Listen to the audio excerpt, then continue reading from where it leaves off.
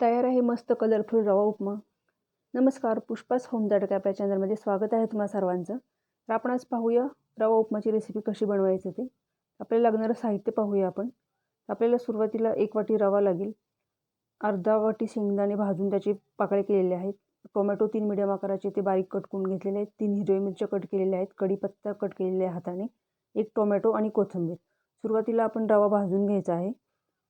नंतर कढईमध्ये तेल घ्यायचे, तेल गरम झाले की त्यामध्ये मोहरी घालायची, मोहरी तडतडली की त्यामध्ये जिरं घालून घ्यायचे, जिरेही भाजले की त्यामध्ये आपण हाताने कट केलेला कढीपत्ता आहे तो घालून घ्यायचा आहे, नंतर मिरच्या घालायच्यात, कांदा घालायचा आहे आणि चांगलं परतून घ्यायचं आहे।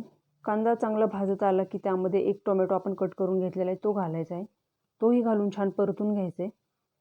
नंतर आपण घालायचे यामध्ये आपले जे शेंगदाणे आहेत ते शेंगदाण्याच्या पाकळ्या, तोही छान हलवून घ्यायचे। नंतर आपण घालतोय अर्धा टीस्पून हळद, मीठ चवीनुसार आणि आपण आता यामध्ये आपला जो भाजलेला रवा आहे तो घालून घ्यायचा आहे।